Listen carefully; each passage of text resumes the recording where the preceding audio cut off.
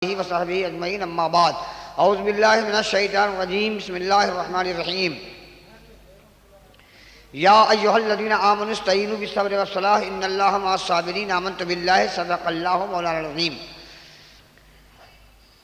मैं तो पुराना मौलवी हूँ, पुरानी तकरीर, पुरानी नात, पुराना कलाम सुनाऊंगा और लोग नए हैं। आजकल लोग पुरानी कैसेट सुनने को तैयार नहीं। शायर से कहते हैं पुरानी कैसेट मत बजाइए, नई कैसेट लाइए। मुकर्रिर से कहते हैं क्या वही पुरानी तकरीर आप सुना रहे हैं। सरफराज अहमद खान साहब अगर कुछ लोगों से पूछें कि आप लोग मोहल्ले के हैं, जलसे में नहीं आए, कहा क्या जाए सुनने सुनाने, वही मौलवी लोग पुरानी घिसी पिटी बात करते हैं। नमाज पढ़ो, रोज़ा रखो, हज करो, ज़कात दो, सुनते सुनते कान पक गए, सुनते सुनते कान पक गए। अरे कोई नई नई बात सुनाइए। लोग चांद पर चले गए, सूरज पे जाने की तैयारी हो रही है, हम मौलवी अभी खाली नमाजें रोजा के फेर में। और ये बात जाहिल लोग नहीं करते हैं, पढ़े लिखे जाहिल लोग कर रहे हैं। डिग्री रखने वाले बेवकूफ लोग कर रहे हैं, जो अपने को दानिश्वर कहते हैं, यानी पूरा अकल की टोकरी इन्हीं के पास है। अमूमन देखिएगा क्या जाए जलसे जुलूस में वही पुरानी बात सुनाते हैं। हम कहते हैं क्या हर पुरानी चीज को खत्म कर दिया जाए? क्या किसी का बाप पुराना हो जाए तो उसको बदल कर नए बाप का इंतजाम करेगा? बोलो। पानी बहुत पुराना हो गया तो क्या मुरारजी देसाई का नुस्खा पियोगे? आलू की भाजी खा खा के सब लोग हिंदुस्तान पाकिस्तान छोड़ के कब्रिस्तान चले गए, तो अब क्या आलू की भाजी ना खाओगे, अब घोड़े की लीद खाओगे? आटे की रोटी खा खा के सब लोग मर गए, तो अब का संगमरमर का टुकड़ा खाओगे? बोलो। हर पुरानी चीज बदल दी है। अरे भाई हम तो पुराने मजहब के कायल हैं और पुरानी जमात के कायल हैं, और हमारा ताल्लुक पुराने फिरका अहले सुन्नत वल जमात से है। नई बात तो वो सुनाए जो नए मजहब को मानता हो, नई बात वो सुनावे जो नए गिरोह से तरह। आजकल जो नई नई जमातें कीड़े मकोड़े की तरह टोकरी की टोकरी निकल रही है, नई नई बात तो वो सुनाते हैं। मजहब नया है, दीन नया है, शरीयत नहीं है, वो अपना नई सुनावे। हम तो पुराने मजहब के मानने वाले हैं, इसलिए हम नई बात कैसे सुनाएंगे। अब तो अजीब दौर आ गया, खिचड़ा नाजायज, मलीदा नाजायज, शरबत नाजायज, यानी सब नाजायज हो गया। अब जायज कुछ रहा नहीं। सिल्ली बोली जैसे मैं गया, हजमाओ नईमुद्दीन साहब छपरा वाले गए थे, एक मौलवी तकरीर कर रहा था, 1 घंटा तकरीर किया, उसके मुंह में खाली नाजायज, उसके मुंह में खाली नाजायज। खिचड़ा हराम, मिलाद हराम, नियाद हराम, उर्स हराम, गागर हराम, चादर हराम, अगरबत्ती हराम, मोमबत्ती हराम, मिलाद हराम, क़याम हराम, सलाम हराम, सब हराम। देखते देखते मौलाना नईम साहब का जब नंबर आया तो कुरैशी लोग जलसा किया था, कहा बउओ रे, मुजफ्फरपुर के थे मौलाना नईम साहब, अपनी जबान में कहा बउओ रे, कहा जी, कहा रस्सी या छुरी तनी लाओ। तो कहा हुजूर मिलाद में रस्सी छुरी क्या कीजिएगा? कहा कि अब तो सब हराम हो ही गया, अब तो हलाल कुछ रहा नहीं। मैं सोचता हूँ इसी मौलवी को हलाल कर दूं, कहीं देर करने से वो भी हराम ना हो जाए। मैं सोच रहा हूं कि इस मौलवी को हलाल कर दूं, कहीं ऐसा ना हो कि देर करने से ये हराम हो जाए। तो ऐसा वक्त आ गया है, बाप दादा सब खिचड़ा मलीदा फातिहा किया, नजर नियाज, मिलाद, क़याम, सलाम किए, उनकी नालायक औलाद आज कह रही है कि नियाज हराम है, मिलाद हराम है, उर्स हराम है, गागर हराम है, चादर हराम है। इसका मतलब तुम्हारे बाप दादा ने हराम काम किया, और अब तक जो तुम्हारे बाप दादा खाए हराम खोर थे। ये कितनी नालायक औलाद है, अपने बाप को हराम काम करने का मुर्तकिब कर रही है और उन लोगों को हराम खोर कर रही है, जबकि हराम खोर ये खुद है। ये सब चीज हराम है, लेकिन दे दीजिए खिचड़ा 3 प्लेट खा जाएंगे। बताओ हराम खोर तुम हुए कि हम हुए? अबे तुम हराम भी कहा खा भी गया, हराम खोर तो तुम ही ना हुआ। दलील क्या देते हैं? बोले हुजूर के जमाने में सब चीज नहीं थी, इसलिए ये बाद में हुई, अब बाद में हुई तो नाजायज है। उनसे कहिए कि हुजूर के जमाने में आप भी तो नहीं थे, आप भी तो बाद में हुए हैं, तो आप जायज हुए कि नाजायज हुए? आपके बाप भी तो नहीं थे, वो भी बाद में हुए, तो वो जायज हुए कि नाजायज हुए? कसम खुदा की छुछुंदर गले में अटका दूंगा, न उगले बनेगा न निगले बनेगा। अच्छा ये खिचड़ा मलीदा क्यों नाजायज कहते हैं? इससे छोटा कोई बच्चा तो उसको ले आओ। अजीब हाल है, जिसको रहना चाहिए यहाँ वो है घर में, जिसको रहना चाहिए घर में वो है यहाँ नहीं। तमाशा देखिए, ई कदर आ कदर यहाँ, अब बड़े लोग वहां, अबे तू तो आज वहां से हट के यहां आ। जिसको जहां रहना चाहिए वो वहां नहीं है। तो मैं क्या अर्ज कर रहा था? खिचड़ा मलीदा। इकबाल आजमी साहब कहते थे कि करबला के बाद एक ऐसा वक्त आया जब मुख्तार बिन उवैस सकफी ने झंडा लिया और यजीदियों को खोज खोज के मारना शुरू किया। वो रगेद रगेद के मारा है कि इनका भूसा बाहर हो गया। 1,40,000 यजीदी मारे गए। कितने मारे गए? जिसको जहां जगह मिला तू भाग, मैं भाग, तू चल मैं चल, जिसको जहां सींग समाया भाग।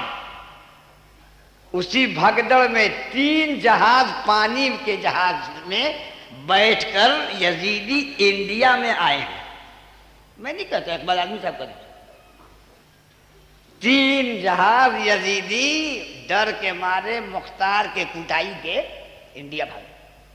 और इन्हीं की ये औलाद हैं जो खिचड़ा मलीदा शरबत को नाजायज करते। इनके बाप दादा वहां पानी बंद किए थे, यहाँ शरबत बंद कर रहे। इनके बाप दादा वहां हुसैन का खाना बंद किए थे, यहाँ खिचड़ा बंद कर रहे हैं। इन्हें बता रहे हैं कि हम आदमी उधर ही के हैं, रहते इधर हैं। हम आदमी उधर ही के हैं, रहते इधर हैं।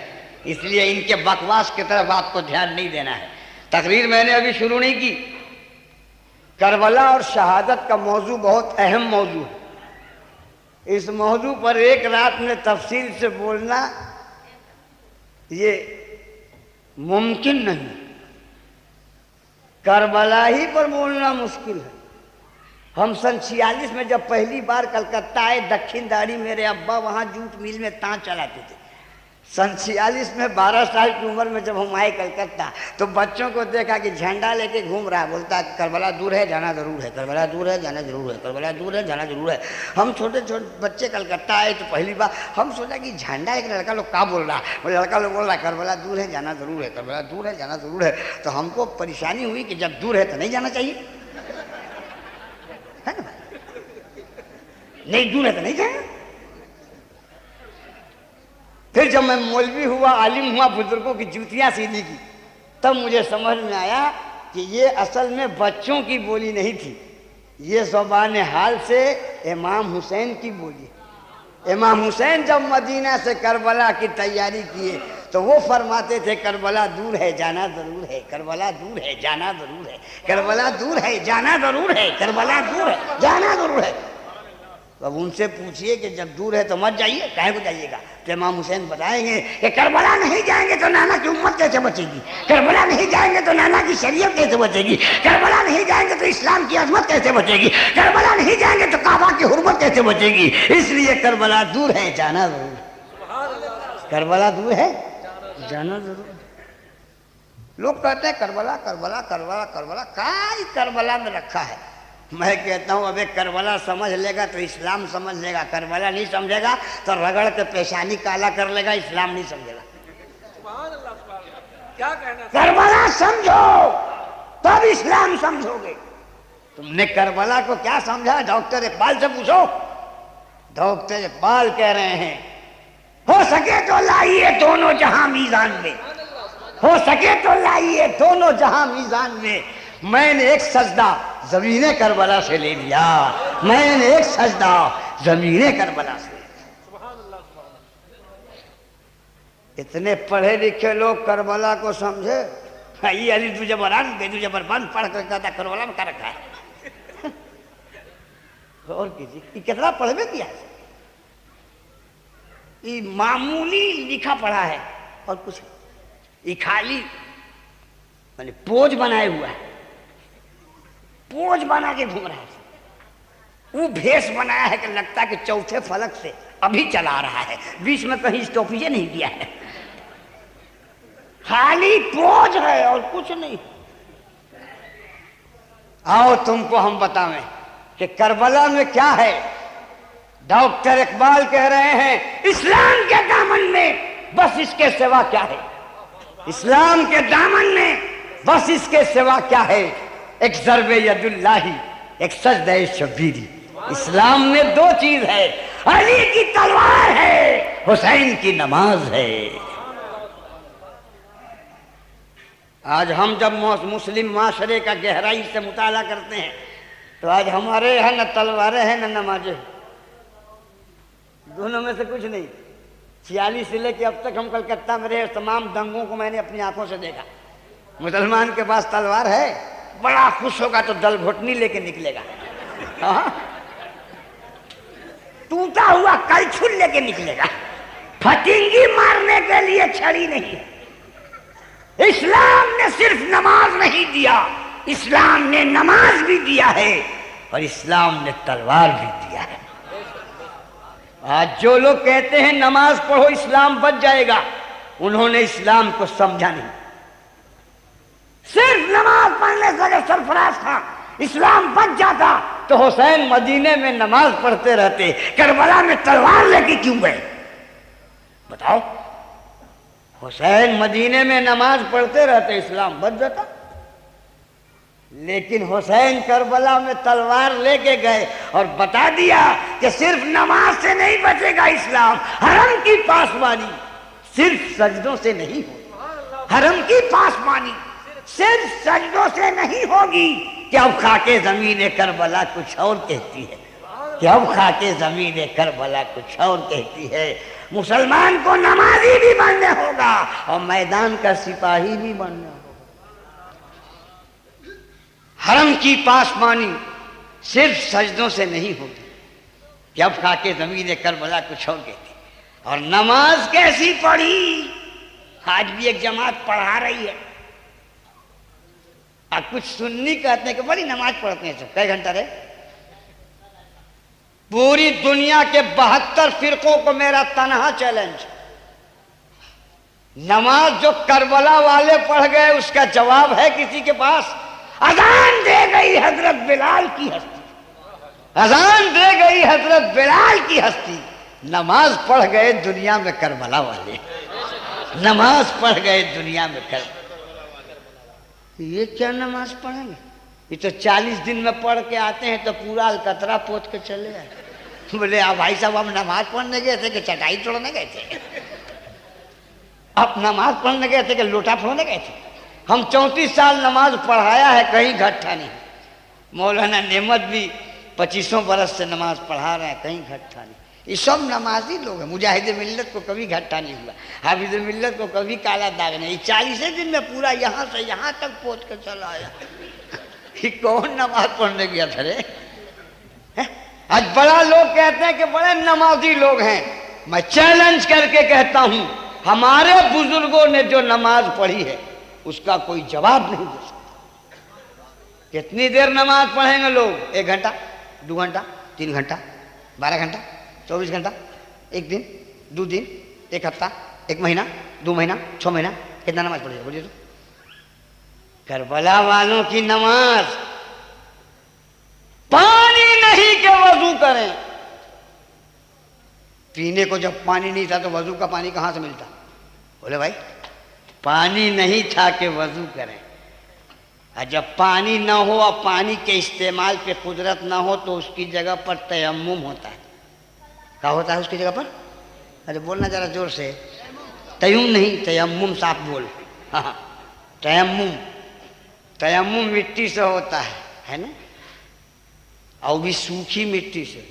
करबला की जमीन में मिट्टी भी तो सूखी नहीं थी, खून से मिट्टी गीली हो गई थी। और आज़ा भी तो सलामत नहीं थे कि करबला वाला तयम्मुम करके मसह करे। मगर करबला वालों ने नमाज पढ़ी, ऐसी नमाज पढ़ी जो वजू से बेनियाज और तयम्मुम से बेनियाज। अच्छा कितनी देर नमाज पढ़ी? अच्छा पहले ही बताओ कि नमाज में आदमी दाखिल कब होता है, खारिज कब होता है? हाँ भाई, नमाज तो आप लोग पढ़ते होंगे माशाल्लाह। बेनमाजी तो है नहीं आप लोग? हैं बेनमाजी का? अरे बेनमाजी तो आप लोग नहीं है, नहीं 5 वक्त तो जुमा तो पढ़ते ही होंगे। ना नमाज तो जनाजे नमाज तो आप जरूर पढ़ते होंगे, ईद बकरीद तो आप जरूर पढ़ते होंगे। नमाजी हम कहें बेनमाजी का के मार खाएं? आप तो पक्का नमाजी आदमी। आदमी नमाज में दाखिल कब होता है? नियत माना का अल्लाहु अकबर, नमाज में दाखिल हो गया। जब तक सलाम नहीं फेरा नमाज में रहा। जब सलाम फेर दिया अस्सलामु अलैकुम व रहमतुल्लाह, अस्सलामु अलैकुम व रहमतुल्लाह, अब आदमी नमाज से बाहर हो गया, है ना भाई। हुसैन ने मुहर्रम की 10वीं तारीख को नमाज शुरू की, मौलाना नेमत ने बताया, लेकिन सलाम कब फेरा ये कोई बता सकता है?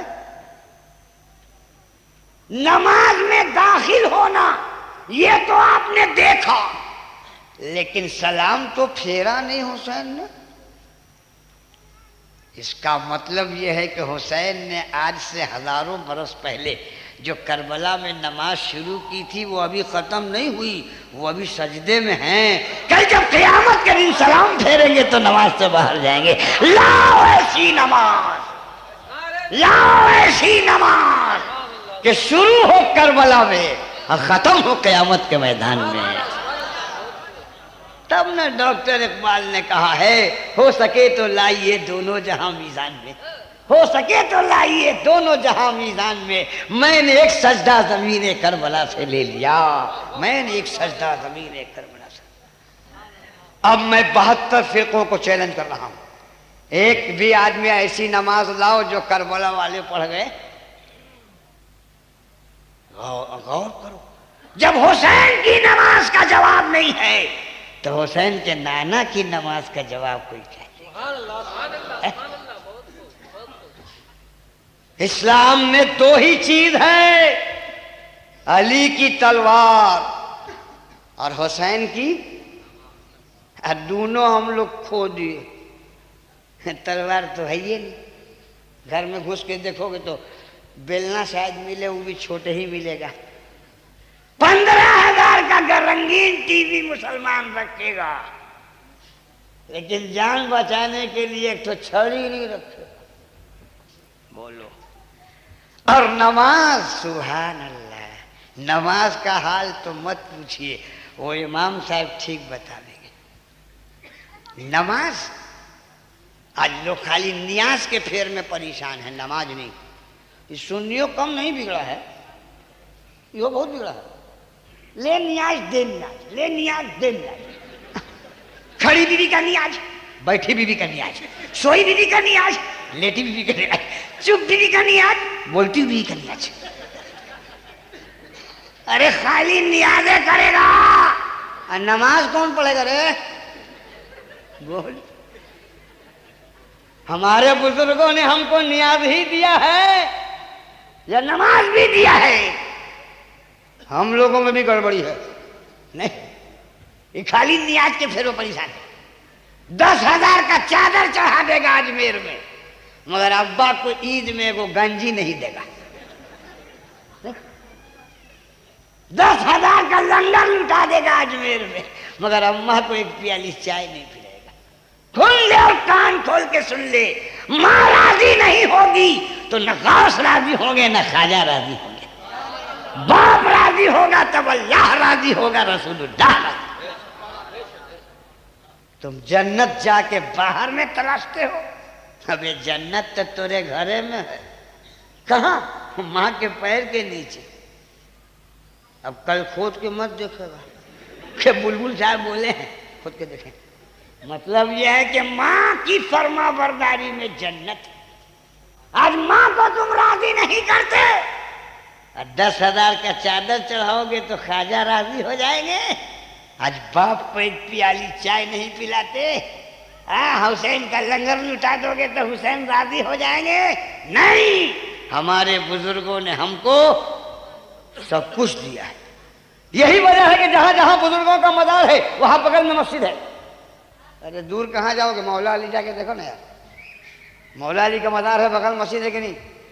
बांसोपट्टी जाओ, ख्वाजा मजीद खान का मजार बगल मस्जिद, रानीगंज जाओ, गौस बंगाला का मजार बगल मस्जिद, दिल्ली में जाओ मोहबिलाही का मजार बगल मस्जिद, महरौली में जाओ ख्वाजा कुतुब का मजार बगल मस्जिद, मुजाहिद मिल्लत के यहाँ धामनगर जाओ, मुजाहिद मिल्लत का मजार बगल मस्जिद, बगदाद में जाओ गौस पाक का मजार बगल मस्जिद, अजमेर में जाओ ख्वाजा का मजार बगल मस्जिद, शाहजहानी मस्जिद, अकबरी मस्जिद, आलमगीरी मस्जिद, औलिया मस्जिद, नूरी मस्जिद। आखिर बुजुर्गों ने मजार के बगल में मस्जिद क्यों बनवाया? ये मज़ार है, ये मस्जिद है, नियाज यहाँ हो, नमाज यहाँ हो, ज़ियारत यहाँ हो, इबादत यहाँ हो, बोसा यहाँ हो, सजदा यहाँ हो, चूमो यहाँ, पूजो यहाँ, नियाज भी हो, नमाज भी। करबला का मौजू बहुत लंबा चौड़ा मौजू है। जस्ता जस्ता मकाबात से इसके ज़रूरी नुक्ते मैं आपके सामने रखने की कोशिश करता हूँ। अच्छा, ये करबला में जो झगड़ा हुआ, ये कौन सी का झगड़ा था? मकान के लिए, दुकान के लिए, खेत के लिए, खलिहान के लिए, अरे गाड़ी के लिए, बाड़ी के लिए, हाड़ी के लिए, कौन सी के लिए? ये जो करबला में झगड़ा हुआ, ये कौन चीज़ के लिए? ये न करबला में मकान का झगड़ा था, न दुकान का झगड़ा था, न खेत का झगड़ा था, न खलिहान का झगड़ा था, न गाड़ी का झगड़ा था, न बाड़ी का झगड़ा था, न हाड़ी का झगड़ा था। ये झगड़ा था खिलाफत का, है ना? यजीद का कहना था कि आप मेरे हाथ में हाथ दे के हमको खलीफा मान लीजिए, बस यही बात थी। हुसैन ने कहा कि ये हाथ पाक है, तेरे जैसे शराबी के नापाक हाथ में नहीं जाएगा। ये नाना के हाथ में गया है, तेरे जैसे जुआरी के हाथ में। बहुत लोग कुछ कहते हैं कि यजीद कोई खराब आदमी नहीं था, नहीं, ये हाल है। अभी भी कुछ लोग हैं जिनके दिल में यजीद की याद चुटकी ले रही है, मगर मुसलमान के डर के मारे नहीं बोल रहा कि बड़ी मार मारेंगे। हाँ, नारकुंडा में एक तो मौलवी कहा था कि यजीद कोई खराब आदमी नहीं था। हमने कहा ऐसा कीजिए तो आप रिश्तेदारी कर लीजिए। खराब आदमी नहीं था, रिश्तेदारी कर लीजिए, लेकिन अब तो मर गया है, रिश्तेदारी कैसे कीजिएगा? ऐसा कीजिए कि आपका बेटा अब हो तो उसका नाम यजीद रखिएगा। क्या है? बोले हम लोग अपने बेटे का नाम हुसैन रखते हैं, गुलाम हुसैन, सद्दाम हुसैन रखते हैं नहीं भाई? आप अपने बेटे का नाम यजीद रखिए, एक का सिमर रखिए, एक का इब्न ज़ियाद रखिए, खाली रख के देखिए। साल भर अगर जिंदा रह भी जाए तो मुहर्रम के 10 तारीख को कभी नहीं बचेगा। मुहर्रम के 10 तारीख को बचवे न करेगा, इसलिए कि आदमी करबला जाएगा और यजीद को मोहल्ला में छोड़ के इसको पहले पहलाम करके तब ना वहां जाएगा यार। यानी एक से एक लोग हैं कलकत्ता में। कलकत्ता जितना बड़ा शहर है, इतने बड़े बड़े बकलोल भी है यार। मटियापुरी में एक आदमी हमसे कहा कि इमाम हुसैन से बहुत बड़ी भूल हो गई। माज़अल्लाह, क्या भूल हो गई? कि इमाम हुसैन से भूल ये हो गई कि झूठ बोल करके जान बचा लेना चाहिए था। एक आदमी की जान अगर बच जाए झूठ बोलने में तो शरीयत कहती है कि झूठ बोल के बचा लेना चाहिए। 72 आदमी बच जाते करबला में अगर झूठ मूठ खलीफा मान लेते। बहुत बड़ी भूल हो गई। हमने कहा हो गया कि हम जवाब दें, क्या कि हम नगदे देते हैं, उधार नहीं रखते। एकदम संग संग सवाल है, संग संग जवाब। कहा कि नहीं हो गया। हमने कहा सुनिए, ये हुसैन से भूल नहीं हुई। कहा तब? कहा कि भूल आपके अब्बा से हुई थी, जबरदस्त भूल हुई थी, जो आप जैसे नालायक औलाद को पैदा किया। भूल इमाम हुसैन से नहीं हुई थी, भूल आपके अब्बा से हुई और उसी का तुम रिजल्ट हो। मैंने कहा अच्छा अब एक बात सुनो, तुम कहते हो कि जान बचाने के लिए झूठ बोलने की इजाजत है। इमाम हुसैन झूठ बोल के जान बचा लेते, 72 की जान बच जाती। यही ना कहा? कहा यही बात हम बोल रहे हैं। हमने कहा अच्छा ये बताओ कि जिब्रील उनके नाना के पास आते थे कि तुम्हारे नाना के पास आते थे? बोले नहीं, आते तो थे उन्हीं के नाना के पास। हमने कहा कि कुरान उनके नाना पर उतरा कि माज़अल्लाह तुम्हारे नाना पर उतरा? बोले नहीं, कुरान तो उन्हीं के नाना पर उतरा। हमने कहा उनके नाना के घर में इस्लाम का कानून सेट होता था कि तुम्हारे नाना घर में? अगर ना, सेटिंग तो उनके नाने घर में होता था। हमने कहा तो इस्लाम को वो बेसी जानते थे कि तुम जानते हो? तो बोले नहीं, जानते तो वही बेसी थे। कहा जानते वो बेसी थे तो ये कहें ये मतलब को नहीं मानता कि झूठ बोल के जान बचा सकते हैं, तो कहीं नहीं अमल किए? हमने कहा सुन, ये मसला हुसैन भी जानते थे कि झूठ बोल के जान बचाया जा सकता है, लेकिन क्यों नहीं झूठ बोले? इसलिए कि हुसैन के सामने 2 चीज थी, 72 की जान भी थी और क़यामत तक नाना के उम्मत का ईमान भी था। हुसैन बीच में थे।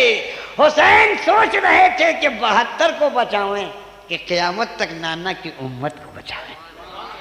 अगर झूठ बोल लेंगे 72 तो बच जाएंगे, लेकिन क़यामत तक नाना की उम्मत शराबी के चंगुल में चली जाएगी। इसलिए हुसैन ने क्या किया, 72 को दे के उम्मत को बचा लिया।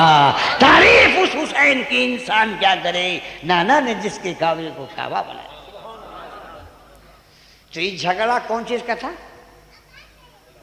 अरे बोलना रे यार, 5 मिनट में भुला जाता का?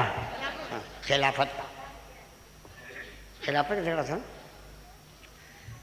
हुसैन ने यजीद को खलीफा क्यों नहीं माना? शराबी था, जुआरी था, बेनमाजी था, फासिक था, फाजिर था, बदअमल था। इतना बदमाश था कि आज तक वैसा बदमाशी किसी ने नहीं किया। जानते हैं, यजीद ने एक बदमाशी तो वो की है कि दुनिया में किसी ने नहीं की। बता दूं बदमाशी क्या है? बहुत कम लोगों को मालूम। हजरत आयशा सिद्दीका से यजीद ने निकाह का पैगाम भेजा था हुजूर के पर्दा करने के बाद। हुजूर के विसाल के बाद यजीद इतना बदमाश था कि आयशा को कहा कि आप हमसे शादी कर लीजिए। बोलो, नबी की बीवी मुसलमानों की कौन लगती है? कुरान कहता है। हाफिज अगर है कोई, आप हाफिज है कोई इसमें? वाजवाजुहु उम्महातुकुम, नबी की बीवियां मुसलमानों की, इसीलिए उम्मुल मोमिनीन कहा जाता है। लेकिन जाहिल कुछ ऐसे हैं कलकत्ते में कि उम्मुल मोमिनीन अमीरुल मोमिनीन दोनों में कोई फर्क नहीं करते हैं। कलकत्ता में एक तो मौलवी तकरीर कर रहा था कि उम्मुल मोमिनीन उमर इब्न खत्ताब ने फरमाया, अरे क्या कह रहा है? उम्मुल मोमिनीन का मारेंगे इतने जूते का मिजाज ठीक हो जाएगा। उम्मुल मोमिनीन, उम्मुल मोमिनीन थे रे, क्या अमीरुल मोमिनीन का? हाँ हाँ वही वही वही की बात है। अमीरुल मोमिनीन अलग चीज है, उम्मुल मोमिनीन अलग चीज है। उम्मुल मोमिनीन मुसलमानों की माँ। हुजूर की तमाम बीवियां मुसलमानों की क्या लगती हैं भाई? मुसलमान की क्या लगती हैं? अब अगर कोई लड़का अपनी माँ से बोले कि अब्बा इंतकाल कर गए हैं, अब हमसे तुम शादी कर लो, तो उसके ही सब बदमाश कोई लड़का होगा? बोलो भाई। है? यजीद उस बदतमीज बेहुदा बदमाश का नाम है जिसने आयशा सिद्दीका से शादी का पैगाम भेजा और कहा हुजूर पर्दा कर गए हैं, अब आप हमसे शादी कर लीजिए। बताओ, जो नालायक अपनी माँ से कहे कि तुम हमसे शादी कर लो, उससे ज्यादा बदमाश भी कोई होगा? अरे बोल रहे भाई, यजीद उस बदतमीज का नाम है, यजीद उस जालिम का नाम है कि जिसने आज तक किसी ने माँ से नहीं कहा कि बाप मर गया है हमसे तुम शादी कर लो, मगर ये वो बदतमीज है कि तमाम मुसलमानों की माँ आयशा सिद्दीका से शादी का पैगाम। मगर क्या कहिएगा, कुछ मौलवी इसी हिंदुस्तान में हैं जिन्होंने फतवा दिया है कि यजीद जन्नती है। क्या फतवा दिया? यजीद उनसे पूछो तो जहन्नमी कौन है? तुम। यजीद जैसा बदमाश जब जन्नती है तो जहन्नमी कौन है रे? अरे नादान, यजीद से तो मुसलमान को इतनी नफरत है कि जब तक करबला का वाकया नहीं हुआ था, बड़े बड़े वली और आलिम यजीद नाम के थे जी, बड़े बड़े मुहद्दिस, बड़े बड़े फकीह यजीद नाम के। लेकिन करबला के बाद मुसलमानों को यजीद से ऐसी नफरत हो गई कि मुसलमानों ने अपने औलाद का नाम यजीद रखना बंद कर दिया। बोलो भाई, आज यजीद बोल के कोई है कलकत्ता में? बताइए, हम जरा मुलाकात करेंगे उससे। है नहीं ना? यजीद का खानदान का कोई है? उसकी नस्ल है? देखो कितनी बड़ी अल्लाह की मार है। यजीद ये सोचा था कि मेरा झंडा लहराएगा, है? मेरा डंका बजेगा, लेकिन मामला उलट गया। कत्ले हुसैन असल में मर्गे यजीद है, इस्लाम जिंदा होता है हर करबला के बाद। यजीद ऐसा मिटा कि यजीद नाम का आदमी पूरी दुनिया में नहीं, और हुसैन नाम ऐसा चमका कि हर मोहल्ले में 2-4 हुसैन, गुलाम हुसैन है कि नहीं? यजीद का झंडा कहीं है भाई? जहां देखिए हुसैन का झंडा लहरा रहा है, यजीद का कहीं झंडी भी नहीं है। झंडा कौन पूछेगा? झंडी भी नहीं। हुसैन का डंडा चल रहा है, यजीद का लकड़ी भी नहीं है, फतिंगी मारे वाला। यजीद हुसैन के नाम पर देहरादून का खिचड़ा, नजरे हुसैन, नजरे हुसैन, नजरे हुसैन, नजरे हुसैन। यजीद के नाम पर मोटका चावल का खिचड़ी भी कोई देने को तैयार नहीं। हुसैन के नाम पर दूध का शरबत, नजरे हुसैन, नजरे हुसैन, नजरे हुसैन। यजीद के नाम पर मोहरी का पानी भी कोई देने को तैयार। मर गया मरदूद जिसका फातिहा न जरूर। तब न शायर ने कलम तोड़ दिया और कहता है, न यजीद का वो सितम रहा, न ज़ियाद की वो जफा रही। न यजीद का वो सितम रहा, न ज़ियाद की वो जफा रही। जो रहा तो नाम हुसैन का, जिसे जिंदा रखती है करबला। यजीद बच के भी मिट गया और हुसैन कट के भी बच गया। यजीद मूर्छा जीता, जंग हार गया। हुसैन मूर्छा हारे, जंग जीत गया। यजीद जीत के भी हार गया, हुसैन हार के भी जीत गया। अच्छा, पानी जो करबला में बंद हुआ, दुनिया में कई जगह पानी बंद हुआ है, बताइएगा तो। आप भी कमाल करिए कि तो अजीब अजीब खतरनाक सवाल पूछता है। ये कौन सवाल में सवाल है? कब पानी बंद हुआ हम क्या जाना। दुनिया में 2 जगह पानी पर पाबंदी लगी है, करबला में और अजमेर में। 2 जगह पानी बंद हुआ है। हुसैन पर पानी बंद हुआ करबला में, और आले हुसैन पर पानी बंद हुआ अजमेर में। यही 2 जगह पानी बंद है। जरा सा इसका बैकग्राउंड देखिएगा। हुसैन पर जिन लोगों ने पानी बंद किया वो ये थे, समझे? समझे कि नहीं समझे? और ख्वाजा पर जिन लोगों ने पानी बंद किया वही थे। समझ में आया कि नहीं? पानी दोनों जगह बंद हुआ, मगर दोनों का रिजल्ट अलग अलग। हुसैन पर पानी बंद हुआ तो हुसैन ने पानी को अपने खेमे में नहीं बुलाया, प्यासा गला कटा दिया। और ख्वाजा पर जब पानी बंद हुआ तो ख्वाजा जलाल में आ गए। जल्दी से मुरीद को भेजा, कहा आना सागर को बुला लो। कटोरा लेके गया, कहा आना सागर, ख्वाजा ने तुझको बुलाया है। वो दौड़ा हुआ पूरा कटोरा में चला आया, लेके चला आया। हुसैन पर पानी बंद हुआ, पावर नहीं दिखाया, और ख्वाजा पर पानी बंद हुआ, पावर दिखा दिया। अब आप बताइए, हुसैन ने पावर क्यों नहीं दिखाया? ये सही था, या ख्वाजा ने पावर दिखाया ये सही था? मामला बड़ा गंभीर है। हुसैन पावर दिखा के बुलाए, हुसैन पावर छुपा दिया, नहीं बुलाया, और ख्वाजा पावर दिखा के बुलाए। केस दोनों एक है, पानी वहां भी बंद, पानी यहां भी बंद, पाबंदी वहां भी, पाबंदी यहां भी, लेकिन रिजल्ट 2 किस्म के हुआ। हुसैन ने पावर छुपा के शहादत का जाम पी दिया, और ख्वाजा ने पावर छुपाया नहीं, पावर दिखा के आना सागर को अपने कटोरे में बुला लिया। ऐसा क्यों हुआ? अगर ख्वाजा आना सागर को कटोरे में बुला सकते हैं तो हुसैन तो ख्वाजा के भी ख्वाजा हैं, ख्वाजा के भी राजा हैं, ख्वाजा के भी आका हैं, तो क्या हुसैन नहीं बुला सकते थे? बोलो भाई, तो काहे नहीं बुलाया? काहे नहीं बुलाया? ये मामला बड़ा गंभीर है?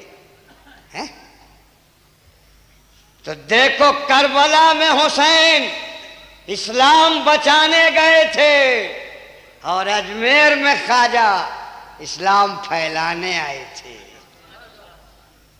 वहां इस्लाम बचाना था और यहां इस्लाम। हुसैन अगर आना सागर को, हुसैन अगर फुरात को बुला लेते तो खेमे में चला आता, अली असगर पानी पी लेते, अली अकबर पानी पी लेते, कासिम पी लेते, शहीद ना होते। और जब शहीद ना होते तो उम्मत की मग़फ़िरत कैसे होती, इस्लाम बचता कैसे। और ख्वाजा अगर पावर न दिखाते तो हिंदुस्तान में मियाँ कैसे होता। ये तो ताकत देखने वाली कौम है, जिसमें ताकत देखती है दंडवत करती है। जितने कंकर उतने शंकर। इस ताकत के पीछे चलने वाली कौम है, जिसमें ताकत देखा। दिखते नहीं, दरख्त के सामने, सूरज के सामने, हथौड़ी के सामने, पीढ़े के सामने, ये कमाल। हथौड़ी के सामने दंडवत। एक दिन साल में ऐसा आता कि नहीं, हथौड़ी के सामने दंडवत, पीढ़े के सामने दंडवत, पिलास के सामने दंडवत। अजब हाल है इस कौम का। घर से निकला और देखा के ताड़ गाछ खूब लंबा। सरकार दवाई हाथ किसी ने देखा, कहा बड़ा बुद्धू है में, ये दरख्त कैसे खुदा हुआ। कहा हम जब से देख रहे हैं एकदम सीधा खड़ा है, जरा भी टेढ़ा नहीं होता। जो सीधा खड़ा हो वो खुदा है। बोले हाँ। बोले तब तो पावर हाउस पे चिमनी एकदम सीधा खड़ा है। बोलो खाली हंसो नहीं, मेरी तकरीर की गहराई में उतरो। तो उसने पूछा तो खुदा कौन है। अबे कहा खुदा तो इधर है। निकाला कटारी, देख रहा चमचम चमचम। कहाँ? बोले ही खुदा। कहीं खुदा कैसे? बोले अभी देख, मारा ताड़ गाछ में, अभी बिल्कुल सीधा था, अभी इसकी गर्दन थोड़ी टेढ़ी हो गई। एक मरतबा जो मारा कस के धम, चलो शाने चित। कहा बोल। कहा यार धोखा हो गया, यही खुदा है। अभी दोनों बुधुआ मिलके कटारी को खुदा कहने लगे। देख लिया ताकत की पूजा। तीसरे ने देखा, कहा कि दोनों अकल से पैदल मालूम हो रहा है। कोई बस से पैदल होता है, अकल से पैदल है। क्या बुधुआ लोहा के सामने झुकता है। कहा कि हाँ ये खुदा का।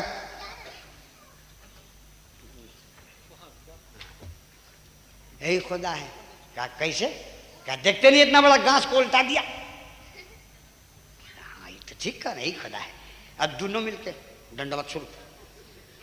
तीसरे ने देखा, कहा कि अदब बुझुआ है सब। कहा भाई लोहा को खुदा क्यों कहता है? कहा देखते नहीं इतना बड़ा ताड़ को गिरा दिया है, लंबा लेट हो गए हैं, यही खुदा है। कहा खुदा का पता तो हम जानते हैं।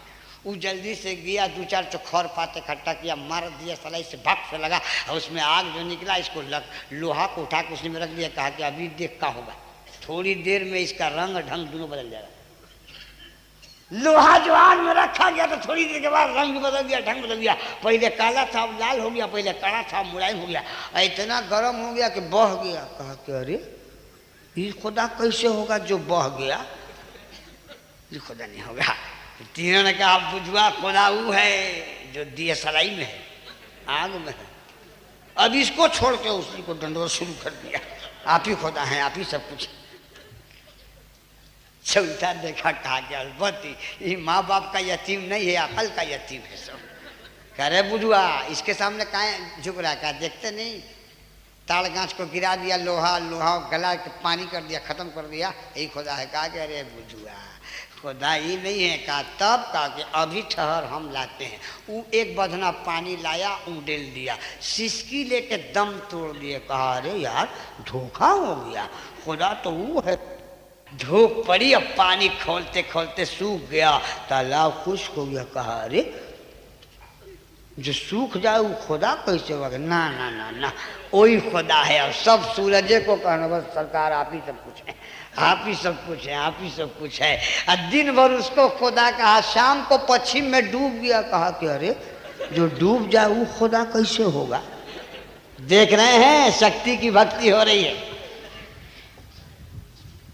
अब किसको खुदा कहे? इतने में चंद्रमा आकाश में निकला। कहा कि यही खुदा है, इसमें ठंडक भी है, यही खुदा है। रात भर उसको खुदा कहते रहे सवेरे चांद है, रंग फीका हो गया। कहा अरे जब खुदा ही का रंग फीका हो जाए तो बंदे का रंग कैसे चोखा होगा। ऐसे हिंदुस्तान में मेरे ख्वाजा आए थे जो ताकत की पूजा करने वाली कौम थी। अगर ख्वाजा पावर न दिखाते, आना सागर को कटोरे में न बुलाते, तो ये शक्ति की पूजा करने वाली कौम कलमा पढ़ के मुसलमान कैसे।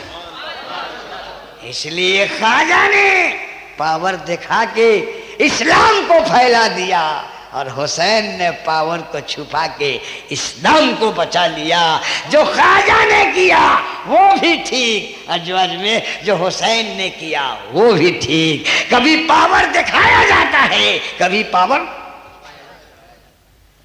कुछ मुल्ला जी अब तैयार हो गए, खत्म कर देगा है। कब बजा है? 12 बजे के बाद 1 बजता है जी। अब हम रात भर नहीं ना बोलेंगे, हमको कल जलसा में जाना, अस्पताल थोड़ी जाना। तुम क्या समझ अस्पताल जाएंगे? आज तो हम पहाड़ घुस रहे हैं, अब कल निकलेंगे 19 को, तो 5 अप्रैल को आवेंगे। ये सब इतना प्रोग्राम है, हम अस्पताल जाएंगे तो प्रोग्राम कौन करेगा? तुम्हारे लिए एक जलसा, हमारे लिए तो रोज जलसा है ना जी। खाली सुनना मकसद नहीं है ना, उसको अपने सीने में रखना मकसद। तारीफ उस हुसैन की इंसान क्या करे, नाना ने जिसके काबे को काबा बना दिया। करबला का वाकया क्यों हुआ? इतना बड़ा जो अजीम वाकया करबला में रूनुमा हुआ, इसका मकसद क्या था? क्या इसका मकसद यही है कि थोड़ा सा आप रो लें, थोड़ा सा हम रो लें, और साल भर इत्मीनान से रहें?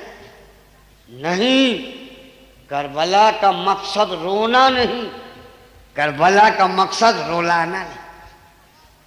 रोने के लिए करबला का वाकया नहीं हुआ और रुलाने के लिए करबला का वाकया नहीं हुआ। अपनी जिंदगी में सुधार लाने के लिए करबला का वाकया हुआ। सीना पीटना नहीं चाहिए। करबला में जो ये कुर्बानी दी गई इतनी बड़ी, का इसीलिए कि थोड़ा तुम रो लो, थोड़ा हम रो ले और छुट्टी हो गई। आजकल कहते हैं, कुछ लोग कहते हैं कि मौलाना साहब अरे आए थे, तकरीर किया शहादत का, अपने भी रो रहे थे हमको भी रो रहे थे। ये शहादत है कि तुम भी रो हम भी रो, हो गया बस खत्म। शहादत का वाक़या इसीलिए है कि रो और रुलाओ, सीना पीटो पिटाओ, कान खोल के सुन लो। जिसका हुसैन मर गया हो वो सीना पीटे।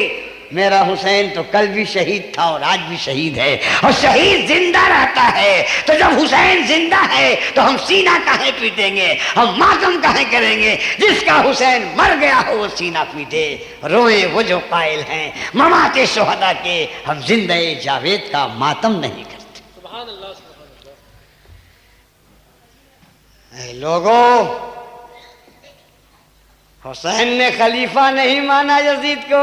शराबी था, जिवाड़ी था, बेनमाजी था, फासिक था, फजीर था। आज हम लोग क्या करते हैं? आज हम लोग के यहाँ जब मुहर्रम का चांद निकला तो उसके साथ साथ खलीफा का हैजा फूट गया। इतना न खलीफा मुहर्रम में निकलते हैं, अल्लाह की पनाह। जुम्मन खलीफा, जुमराती खलीफा, सोमराती खलीफा, खैराती खलीफा, महरू खलीफा, बुद्धन खलीफा, समारू खलीफा, ईदन खलीफा, बकरीदन खलीफा। अरे खलीफा का तो हैजा फूट पड़ा। जिसको देखो खलीफा, धोती में खलीफा, लुंगी में खलीफा, पैजामा में खलीफा, इतना बड़ा पगड़ी बांधा वो भी खलीफा, बड़का पगड़ी बांधा वो भी खलीफा, को डंटा लिया खलीफा। काहे बोले हम खलीफा है? तारी पीता खलीफा है रे, चुल्लू पी के उल्लू हुआ बोलता खलीफा है। बोला तो तारी पीने में तो कोई हर्ज नहीं। कहे बोली तो गांच का रस है, तो पेशाबो पियो ना, वो आदमी का रस है। दोनों रस धकाधक चलाओ, चलाओ दोनों धकाधक। बदतमीज कहेगा। एक तो ताड़ी पी रहा बोलता कि हराम नहीं है। हाँ, एक से एक बुकरा। हमसे तो पूछा कि ताड़ कुरान में है? ताड़ कुरान में है। हमने कहा ताड़ मैदान में होता है, कुरान में नहीं होता। वो हमको फंसाने के फिर में था। उसको नहीं मालूम कि हम 3 मिनट के खिलाड़ी हैं। 42 साल हो गए तकरीर करते हुए, हमको तुम क्या फंसावे रे? हम रोज तोरे इस आदमी को टालाते फिरते। तो कहा मौलाना साहब ताड़ी का बयान कुरान में है। हमने कहा ताड़ी उर्दू है, कुरान अरबी में है। उर्दू खोज रहा अरबी में, पगला है काल है। आज खलीफा हमारे आबादी में कैसे कैसे खलीफा है? बोले हमको खिलाफत मिली है। अबे खिलाफत मिली है कि खुली आफत मिली है? खलीफा, खलीफा बहुत ऊंचा लफ्ज है मुसलमानों। खलीफा कौन थे? सिद्दीक अकबर थे। खलीफा कौन थे? फारूक आजम थे। खलीफा कौन थे? उस्मान गनी थे। खलीफा कौन थे? मौला अली थे। ये ताड़ी पीने वाला खलीफा, ये जुआ खेलने वाला खलीफा। अबे खलीफा अगर बन गया है तो कम से कम अपनी सूरत तो खलीफा जैसी बना। दाढ़ी छिलवा के मोहरी में फेंकता, बोले खलीफा है। दिन रात गांजा पीता, बोलता खलीफा है। आज हमारे यहाँ दो चीज बहुत आराम से मिल गया है, खलीफा और मौलवी।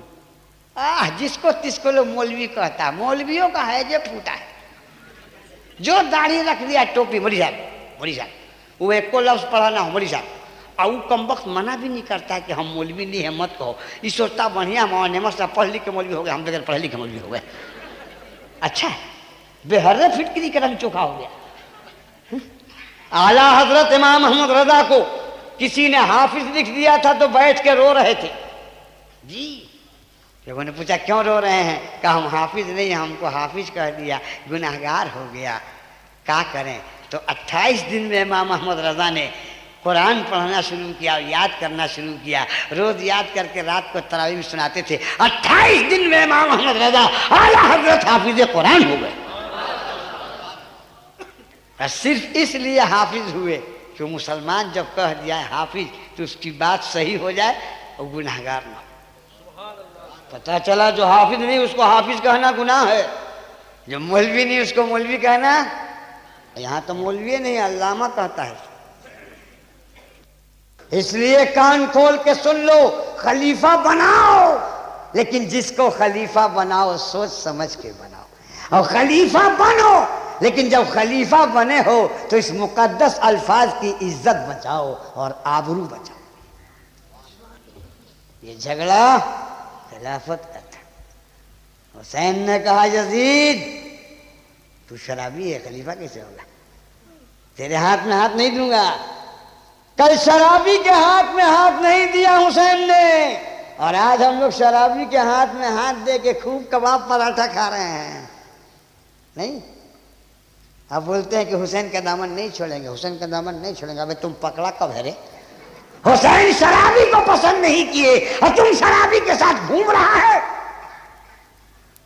हुसैनी बोलना बहुत आसान है, हुसैनी बनना बहुत मुश्किल है। इसीलिए आज तक तारीख में खुदा होने का दावा किया है लोगों ने, बहुत लोग खुदा का दावा किया है और नबी होने का भी दावा किया है, मगर सरफराज भाई हुसैन होने का दावा आज तक किसी ने नहीं किया। ये भी एक तारीख है। आज तक कोई ये नहीं कहा कि हम हुसैन हैं। नबी होने का दावा किया। एक बादशाह के दरबार में एक आदमी पहुंचा। बादशाह ने पूछा काहे इनको ना है? कहा कि नबूवत का दावा करता। कहा अच्छा, इसको जेल में बंद करो जेल में, और जेल से पहले इसको बावर्चीखाना में ले जाओ, बढ़िया बढ़िया खाना खिलाओ। एक हफ्ता खूब बढ़िया बढ़िया खाना खिलाया और बादशाह पहुंचा। कहा कहिए इधर जिब्रील आए थे कि नहीं? बोले हाँ, अभी तो आगे चले ही जा रहे हैं। क्या कुछ कहा क्या? बोले हाँ, कहाँ गए हैं? कहा या यूहन नबी हो, बावर्ची खाने में रही हो और कहीं मत जाई हो। या यूहन नबी हो, बावर्ची खाने में रही हो और कहीं मत जाई हो। अरे और कहीं जाने की जरूरत क्या है? पुलाव यहाँ मिल रहा है, जर्दा यहाँ मिल रहा है, मुतंजन यहाँ मिल रहा है, तुम इसी के लिए नबी हुआ, सारा काम तो यही हुआ। सुना नहीं? एक पागलखाने में एक मौलवी साहब गए देखने के लिए पागलों को, तो एक कमरा में गए सामने, तो कहा कि आप कैसे यहाँ तशरीफ ले आए? कहा कि ना हम कुछ किया नहीं।